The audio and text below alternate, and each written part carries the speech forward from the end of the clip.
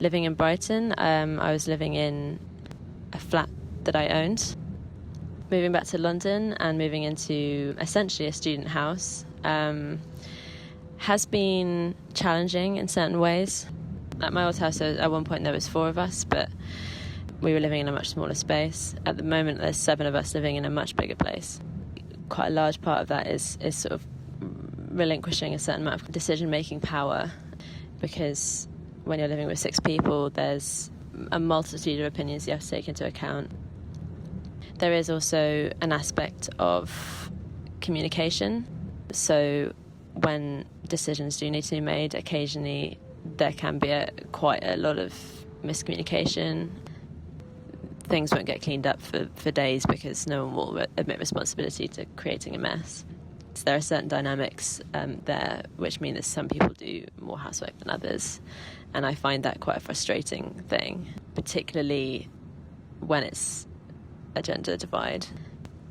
Although there can be a lot of frustrations, I think ultimately it is worth it to adapt to living in that kind of environment and learn to live with other people's sort of habits and ways of doing things and stuff. I think that's a very important skill to learn.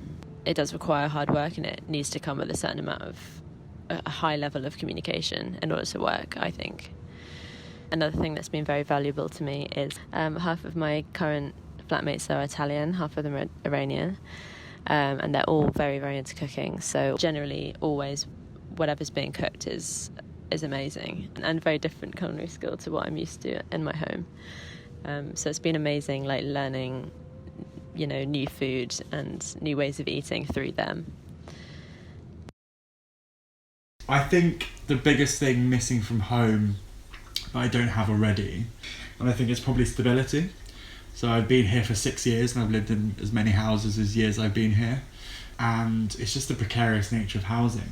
And I think in general in this city we put down roots in different ways, but I would sort of the biggest thing missing for me is the ability to forge that home environment, not just take my suitcase somewhere every 12 months, unpack my room in the same way and leave after 12 months and do the same thing over and over again in slightly further out because I can't afford where I live anymore.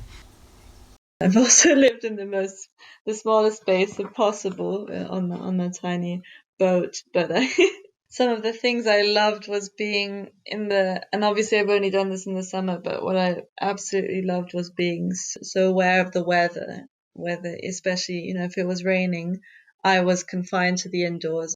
Also being unsettling sometimes, but still absolutely amazing is hearing things. And it was in the spring, so the ducklings were hatching, and they were, I got woken up by those sounds rather than kind of my alarm or my energy came from a solar panel that I had on the back, and I only had 30 liters of water at one time, and you become really, really aware of what you're using. And I was thinking of to trade houses, and I think part of it was also because I was craving a room on land. But I was born in 45, so I'm going to be 73.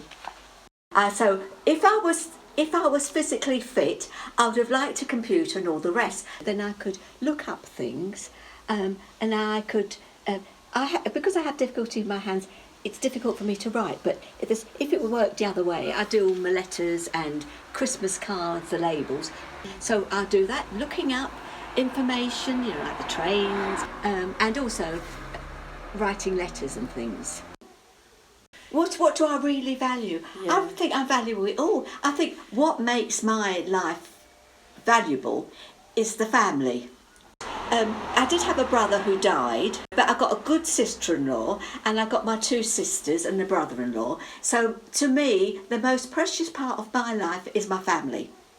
And at Christmas, that's it. At Christmas, we all get together and we spend Christmas together in a hotel, because we're too far to come for the day, and there's too many and it's too much aggravation. So we go there, everyone does their own thing, and no washing up, no cooking. I never ever wanted to have children. I didn't want to get married, and I enjoyed my working life. So all in all, I've had a happy, fulfilling life which suits me. People say, "Oh, didn't you want to get married? Didn't you want to have children. No, I did not. You know, whatever I've done, I've been happy that I've done it, and I wouldn't change a second. I like that I can leave it to meet people and come back and be by myself.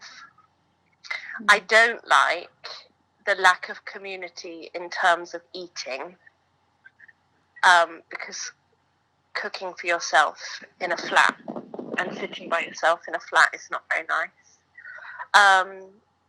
And I think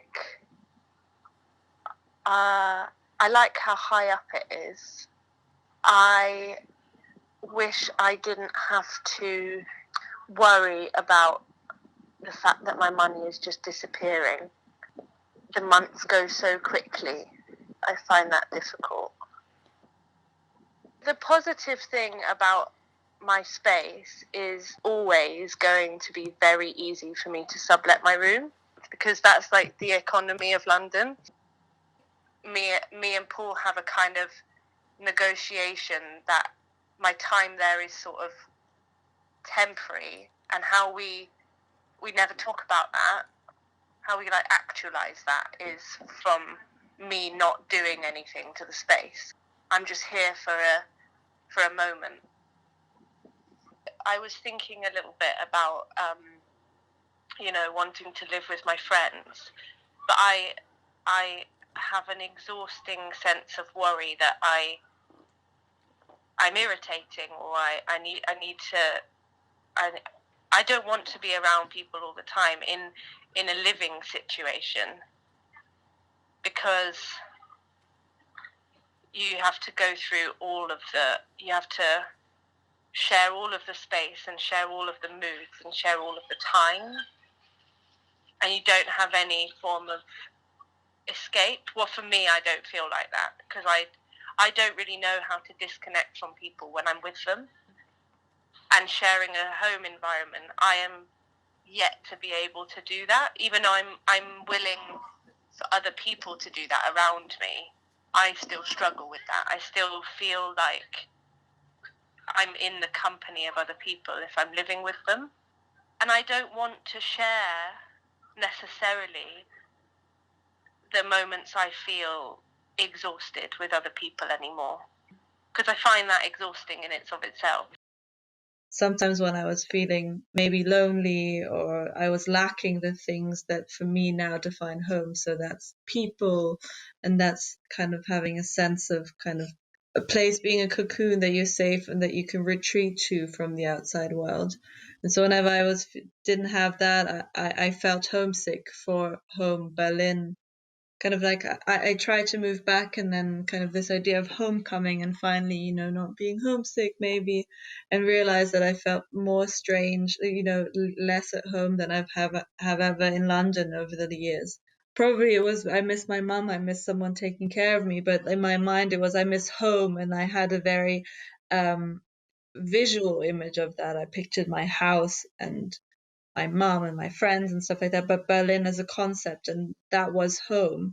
And then realizing that actually when I got back and tried to live there for a couple months beyond just visiting for a week or so, the Berlin that I left wasn't the same one. My friends who I still have, but they got on with their lives as much as I have, and my whole idea of home was a completely nostalgic one. It's almost like mourning an old relationship and missing feeling.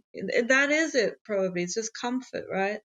And so I think with that has come that for me, kind of my home is less physical and geographical tied.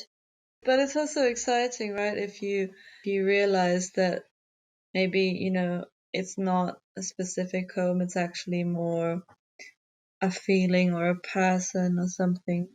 And then that means that you can recreate that, and that you can find that in other places, and that then home is within you and within the people that you live. And that also makes moving around much easier, the thought of that. I have my own space, and it is relatively big for one person. It's enough for me, and I like that it's quite detached. where it is physically. I'm talking about the studio in Malta because that's where I live right now. I don't like how it's placed in a very busy road. But what I would like to is to have a system where the shower water goes into my toilet and I can flush with that water my toilet, or the sink water, because water is so expensive in Malta. We don't really use rooftops as gardens, and I'd like to use that as a garden. That would be quite nice. In an ideal house as well, I live in a studio space right now without any walls, and that is quite nice. But as soon as you have someone else in the space, it's like, oh, I can't leave the space, or I can't be in my own safe space because I can never leave. But I find it in London as well that my room is the only like safe space that I have. So I'm paying a big chunk of money to have these four walls that I own and that I can make in a shape however I want to, and that is very important for me. But I had a big reflection once. I was like cleaning the house. I was by myself about housing in London, and like how, you know, it's like, oh, where do you live? It's like, oh, this is my house. It's not actually like that. I think it's about, you don't own the house owns you. This is like a little reflection that I had about space. It's called the house. I walked to family supermarket to buy Parazone, bleach in a blue bottle with a red cap. I spent the Sunday deep cleaning the kitchen. As I scrub the tea stains off the cupboard door, I think about household sharing. This is what I'm made out of. But it is the house that shares us. To share is to give something to someone to use in tandem. In my world, I share things that are not larger than my body. I share objects within my physical parameters. I share a pen, I share a printer, I share a toothbrush. I share things I have agency on. I share the house I live in. This is not true. The house belongs to the landlord. The house contains me. I can never contain the house. It keeps me within. It looks at me climbing down the staircase to the kitchen, carrying the mug of mold, while my trousers slip off my hips. The elastic has withered. It's the house that contains you, and it's sharing your presence between me and Gabriel and Tess. And it's like borrowing me and my presence in the kitchen, and then borrowing Tess in the kitchen to interact together. And then we move to the living room, and those interactions change because we put some music on. When when you're in that really sweet spot where like it's dark outside and you're curled up on your sofa and you're in a duvet and you have candles on, like safe and warm, and you're like a little child. There are lots of little roadblocks to life that not having the house, I think. Like a bigger kitchen with windows, garden to play, but all of those things essentially are just freedom. So it's things that whole room of one's own, like if you're a woman and you don't have space for you to do your own thinking, you only have public space where you're creating food for others or whatever, then that starts to affect your brain and what you can do and how much room you have for tools to do things. Like, I would cook more if I had a kitchen, read more if I had a garden that I could sit in. I want to say they're all symbols of things, but they're not. They're actually very practical things. I've lived in Sydenham, where I live now, for in total in my life 23 years. I'm 25, and I guess the thing that I love here, and the thing that is fantastic, is that this place has always been a safety net. Being in a family home is and it also gives you access to the basic resources that you might find harder to find if you were having to live by your own means, I guess, in a way. I mean, for me, it's been an important part of me being able to find the work that I'd really like to do in the future. Is it's given me the space to do that, and especially in times when I'm having difficulties around mental health, home can feel like I don't have the pressures and challenges that maybe would arise if I was living in another house. So I feel very protected, but in the same way I feel slightly trapped. I think peace and tranquility. because the most important thing for me in a home is that it's my sanctuary. So it's not somewhere that I feel I need to move away from or escape from in order to go somewhere else. And that does make a huge difference, that whole thing of settling and being able to make changes. Because I think with every rental that we've had, I've always had that feeling of impermanence. Not that this necessarily is permanent, but we can kind of have it the way we want it. So I made some very, very big changes, moving to somewhere in complete isolation. There's no family, and especially, that huge transition of children leaving the nest. I want to be able to explore, when I'm ready and when I feel peaceful to do that, and look for some adventure. And I think the older you get, you realise that you really want to spend quality time with like-minded people.